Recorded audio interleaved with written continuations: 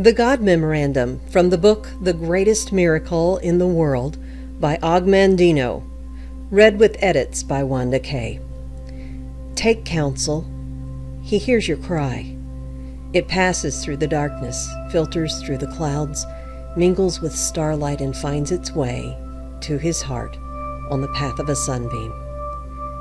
He is anguished over the cry of a hare choked in the noose of a snare, a sparrow tumbled from the nest of its mother, a child thrashing helplessly in a pond, and a son shedding his blood on a cross.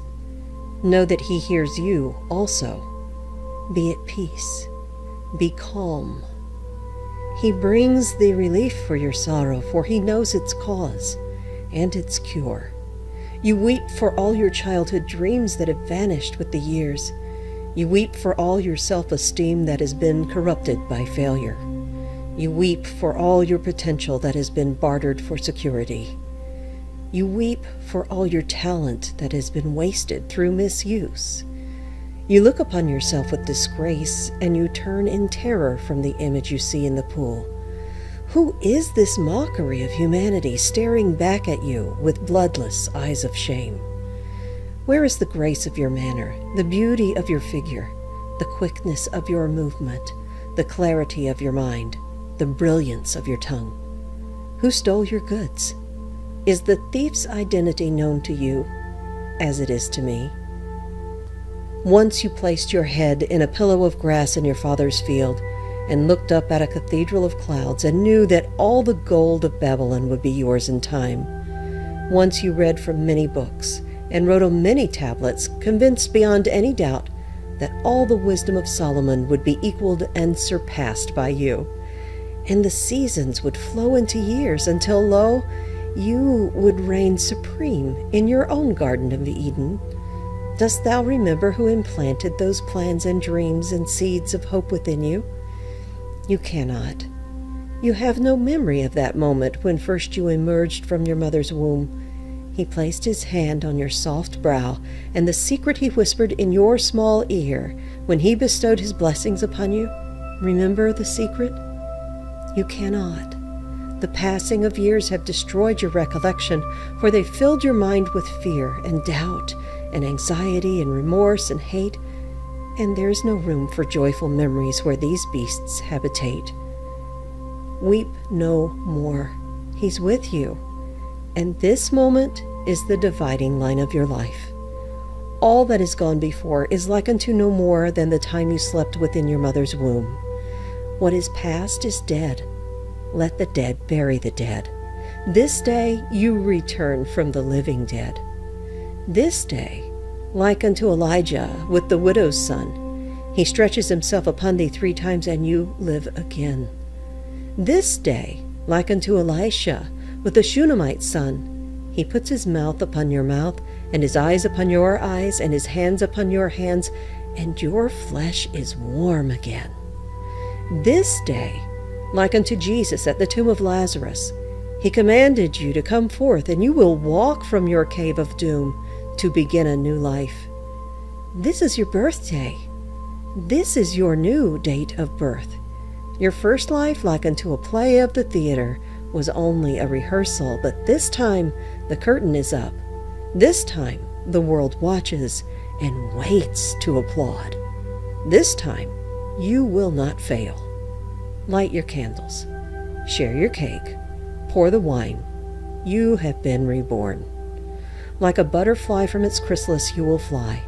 Fly as high as you wish, and neither the wasps, nor dragonflies, nor mantids of mankind shall obstruct your mission or your search for the true riches of life. Feel his hand upon thy head.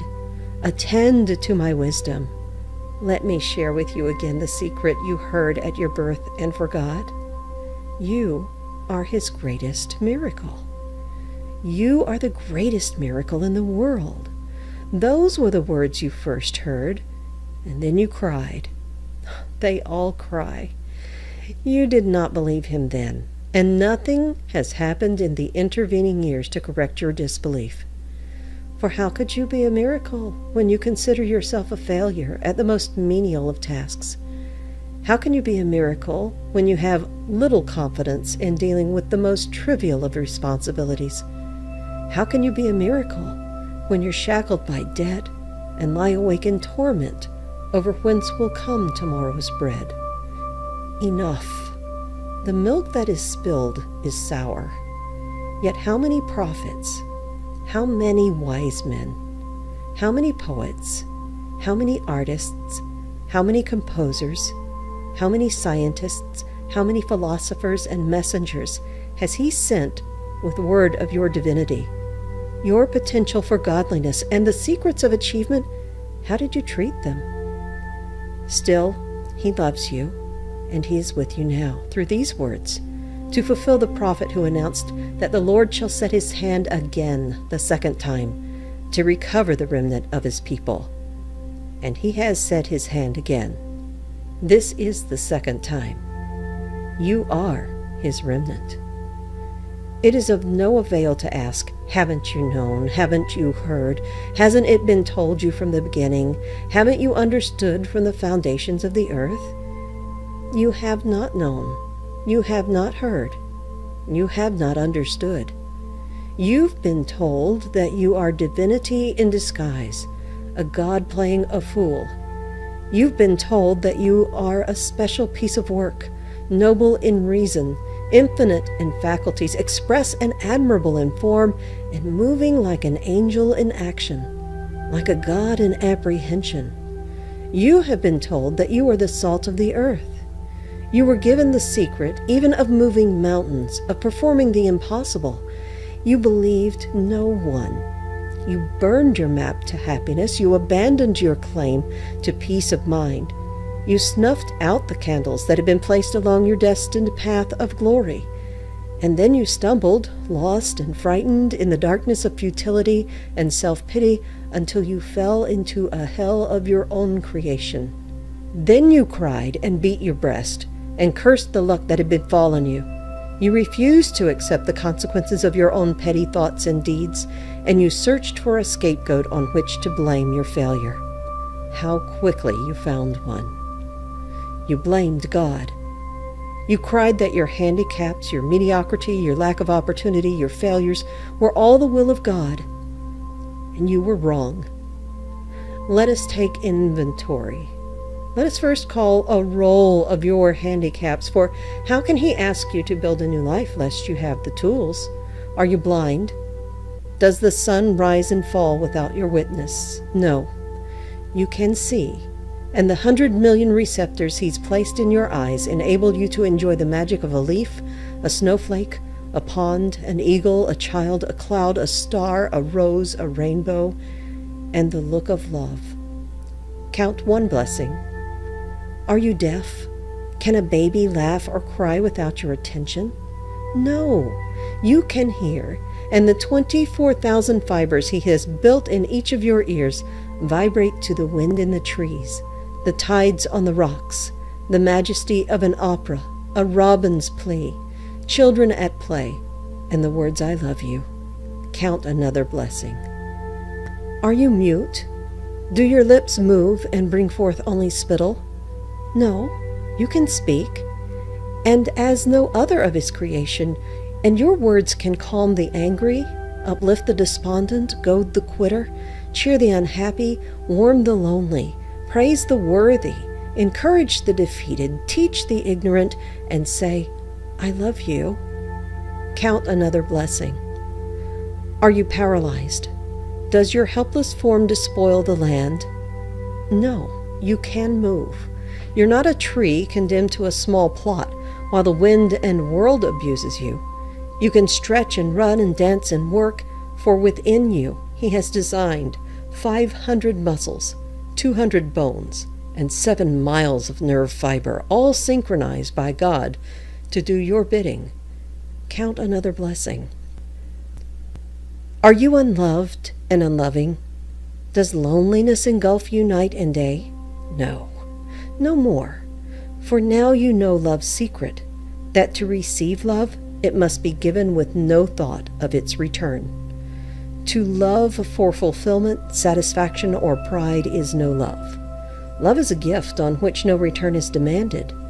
Now you know that to love unselfishly is its own reward. And even should love not be returned, it is not lost, for love not reciprocated will flow back to you and soften and purify your heart. Count another blessing.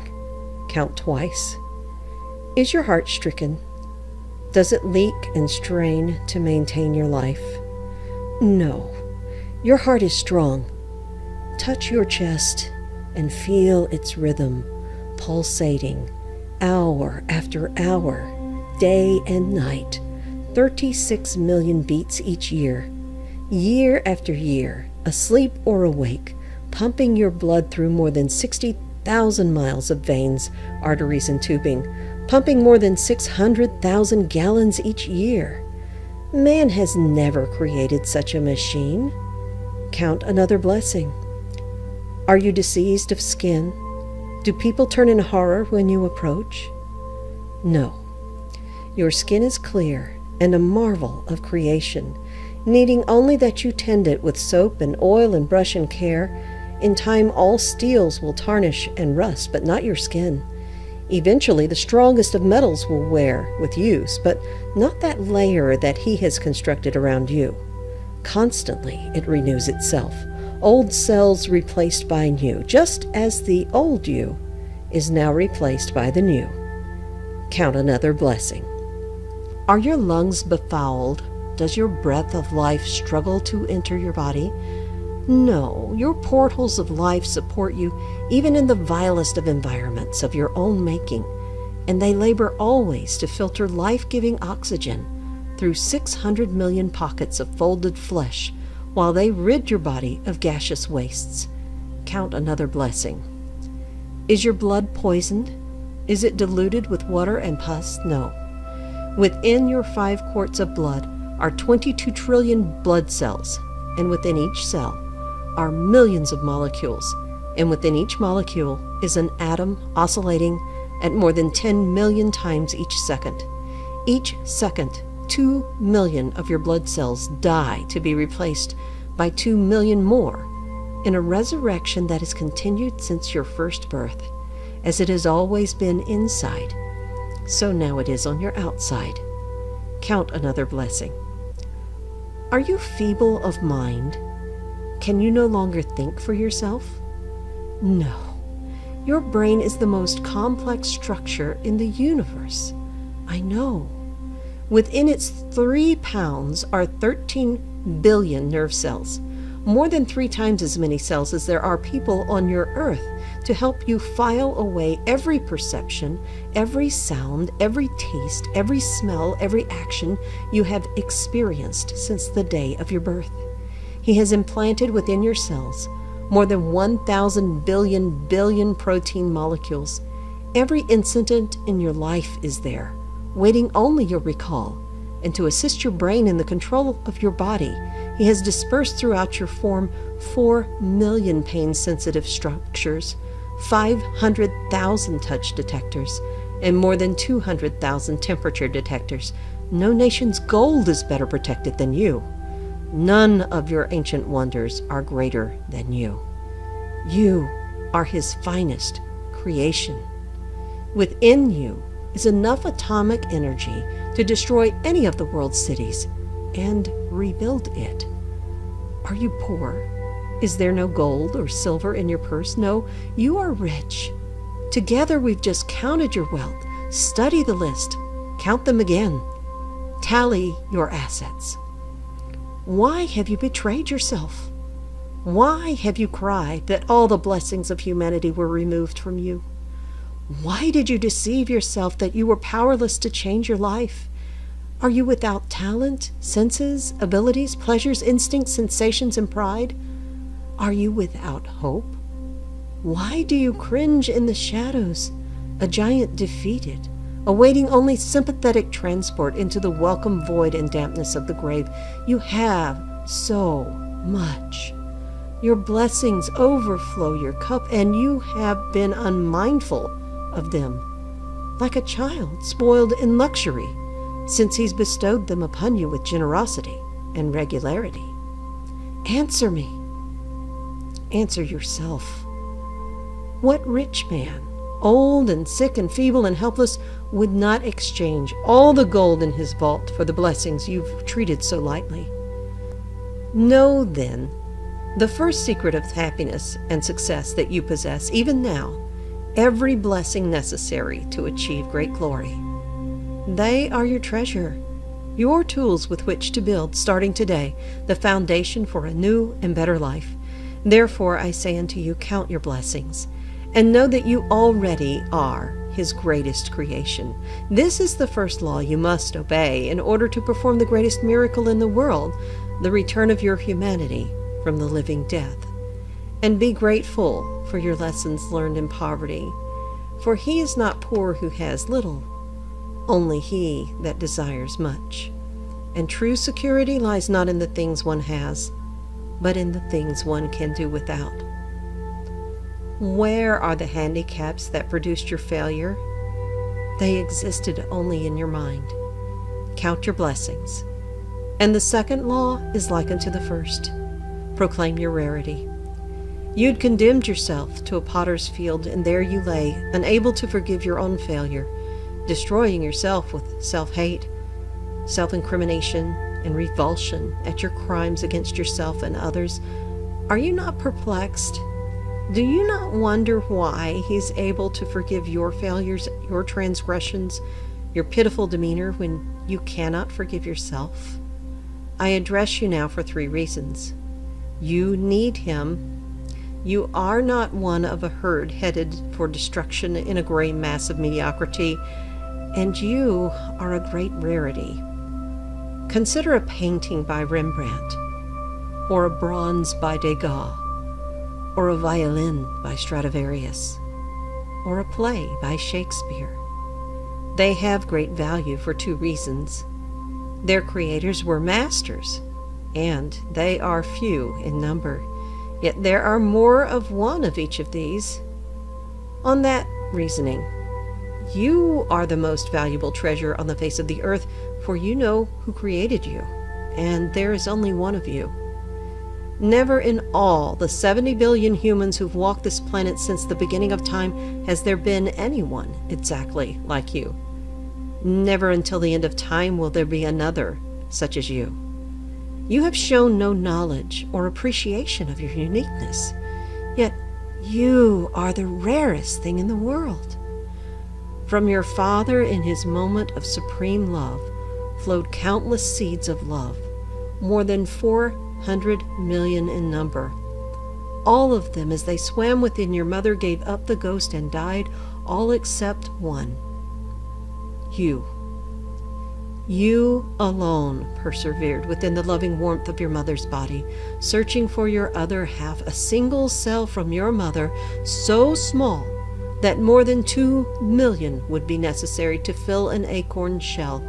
Yet despite impossible odds, in that vast ocean of darkness and disaster, you persevered, found that infinitesimal cell, joined with it, and began a new life.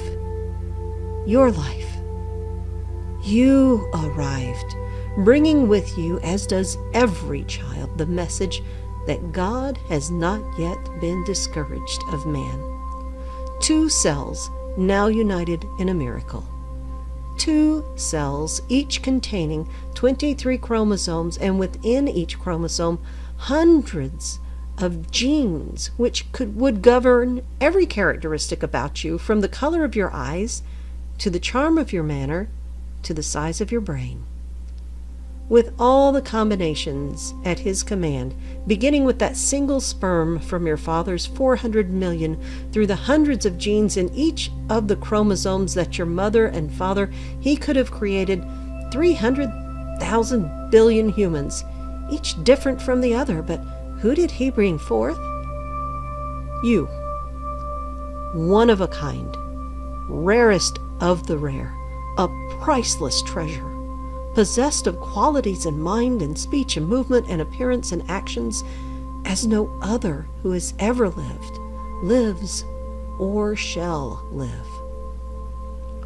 Why have you valued yourself in pennies when you are worth a king's ransom? Why did you listen to those who demeaned you? And far worse, why did you believe them? Take counsel. No longer hide your rarity in the dark. Bring it forth. Show the world. Strive not to walk as your brother walks, nor talk as your leader talks, nor labor as do the mediocre. Never do as another. Never imitate. For how do you know that you may not imitate evil? And he who imitates evil always goes beyond the example set, while he who imitates what is good always falls short. Imitate no one. Be yourself. Show your rarity to the world, and they will shower you with gold. This, then, is the second law. Proclaim your rarity. And now you've received 2 laws. Count your blessings. Proclaim your rarity. You have no handicaps. You are not mediocre. You nod. You force a smile. You admit your self-deception, but what of your next complaint? Opportunity never seeks thee? Take counsel, and it shall come to pass, for now I give you the law of success in every venture. Many centuries ago, this law was given to your forefathers from a mountaintop. Some heeded the law, and lo, their life was filled with the fruit of happiness, accomplishment, gold, and peace of mind. Most listened not, for they sought magic means, devious routes, or waited for the devil called luck to deliver them the riches of life. They waited in vain, just as you waited, and then they wept, blaming their lack of fortune. The law is simple. Young or old, pauper or king, white or black, male or female, all can use this secret to their advantage, for all the rules and speeches and scriptures of success and how to attain it, only one method has never failed. Whomsoever shall compel you to go with him 1 mile, go with him 2. This, then, is the third law, the secret that will produce riches and acclaim beyond your dreams. Go another mile.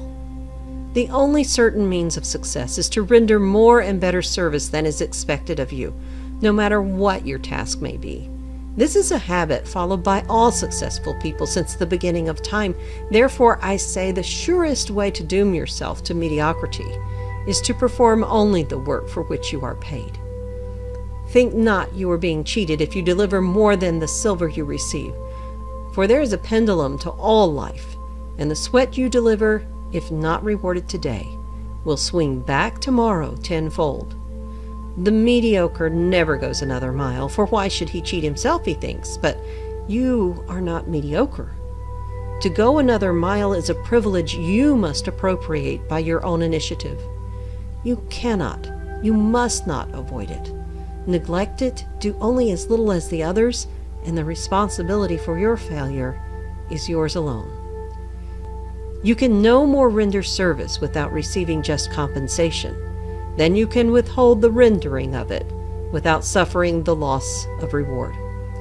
Cause and effect, means and ends, seed and fruit, these cannot be separated. The effect already blooms in the cause. The end pre-exists in the means. The fruit is always in the seed. Go another mile. Concern yourself not. Should you serve an ungrateful master, serve him more, and instead of him, let it be God who is in your debt. For then you will know that every minute, every stroke of extra service will be repaid, and worry not should your reward not come soon, for the longer payment is withheld, the better for you. And compound interest on compound interest is this law's greatest benefit. You cannot command success. You can only deserve it.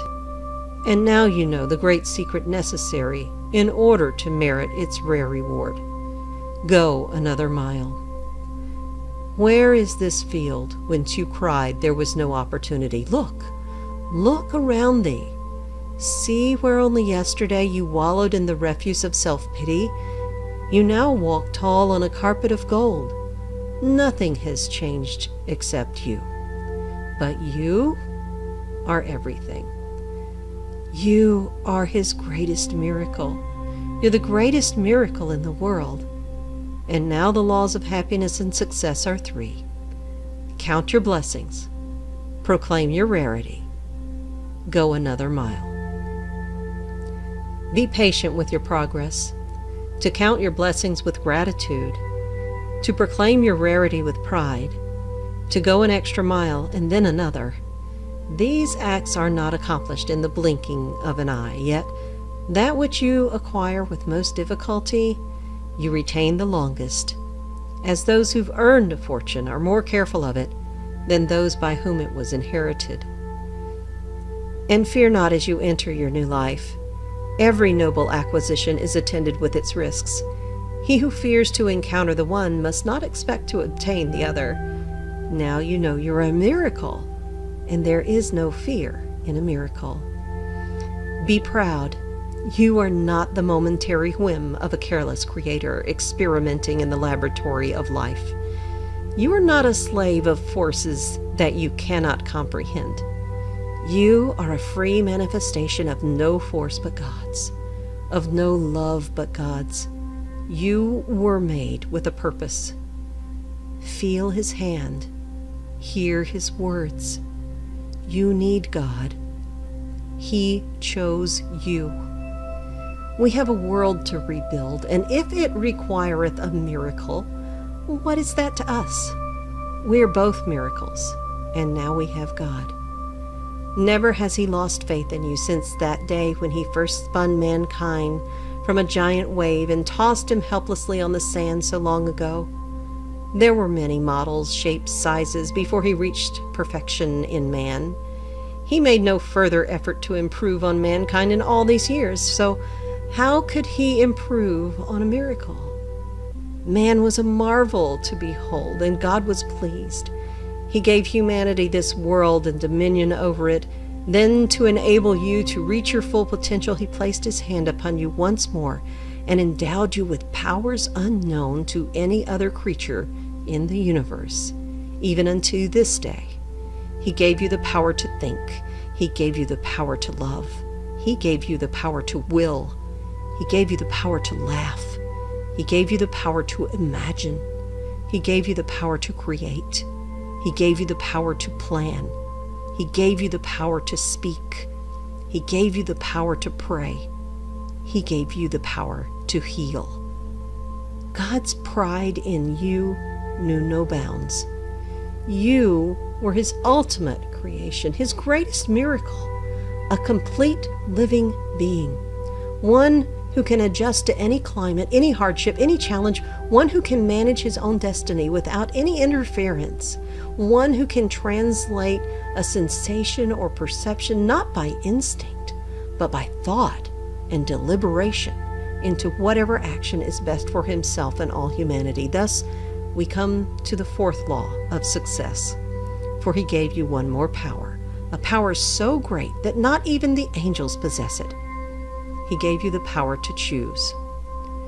With this gift, He placed you even above the angels, for the angels are not free to choose sin.